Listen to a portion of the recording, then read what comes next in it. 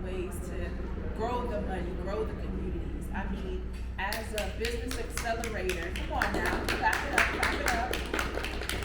That is what she's been doing with this platform. I mean, the design use program alone, right? Bringing in artists, having them do an active collaboration with the platform where this fourth pillar, the e-commerce, right? Bringing them in to knowing the technology. How do I learn to utilize different design and technique tools? Now they go beyond, no offense to, farmers market, because we love these experiences and pop-up shops, but now we're being introduced to a whole other, opportunity of gaining customers with e-commerce platforms. So Deanna's really driving that with the Comfy art space, and we just really have to honestly support our own. Yeah. Right? When we see people doing that, we need to support our own. Yeah, absolutely. And it's a yes and. It's not, no offense to the village market. Atlanta's a yes and city. Correct. It's not an either or city. I think Correct. the number one income inequality is because of it, me or you or versus you attitude.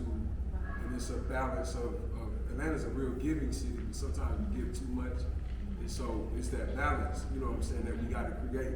But to your point about the reinvesting, as a company, if we could reinvest in other companies, like one company invest in another company that's a peer. So we just started, after we looked at our books this past year when we closed out the year, a friend of ours, Isaac Hayes III, has this app, fan base. He's really trying to take on Clubhouse from a black perspective. But what's funny, we got a friend that is the 8th employee of Clubhouse, Claudia. And it's just all Atlanta, it's all funny. right. But we invested some Atlanta influenced everything money into fan base. Because that was a peer of ours that was really trying to do something. He was doing a fundraising round and we jumped in and said, so that's to that point about reinvesting or whatever. It's so important. I think in terms of multiplication, there's this stigma, I think, within the black community where we're not putting our dollars in places where it can be passive to grow.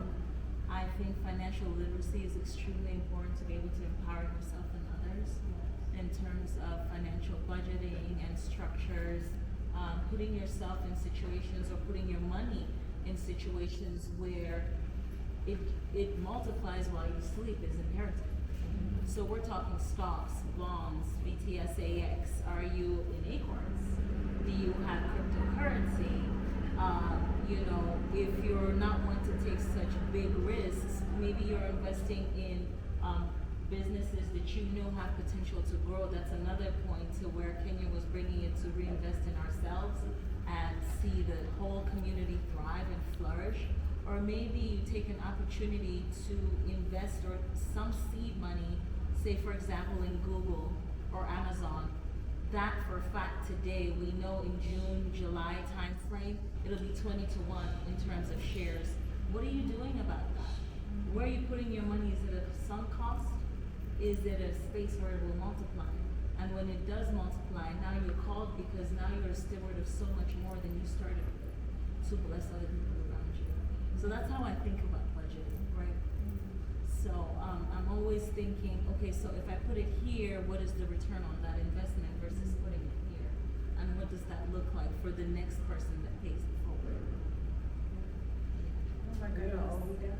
Hello, louder for the people in the back. It's hard. It's very hard. I've tried to get a bank loan. I didn't get it.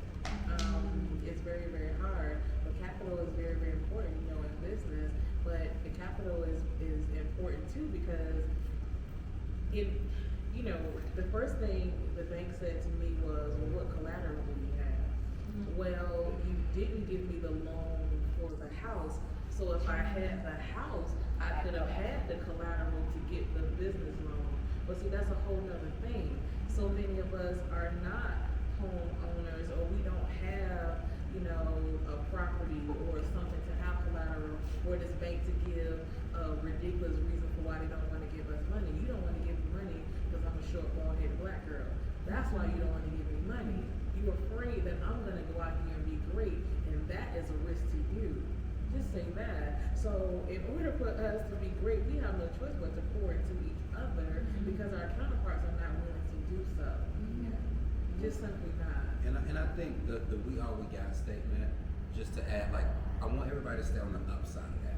Because I think sometimes we say it like, we all we got. But no, it's a beautiful thing that we have Yes.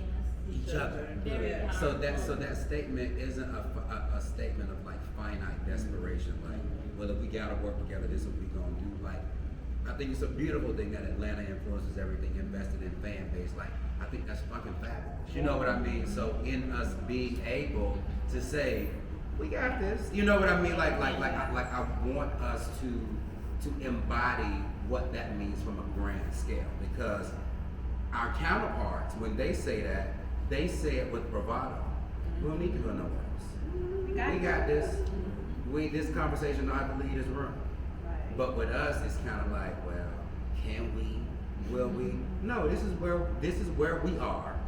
This is what we're doing, and let's do it. You know what I mean? Because, and again, like, I think that what we, and this may just be the Black history in me, the coming up in Atlanta, like, my doctors were Black women. My, like, so for all the white privilege I hear, I strongly believe in Black privilege. Because I grew up in a world where everybody was Black and everybody was badass.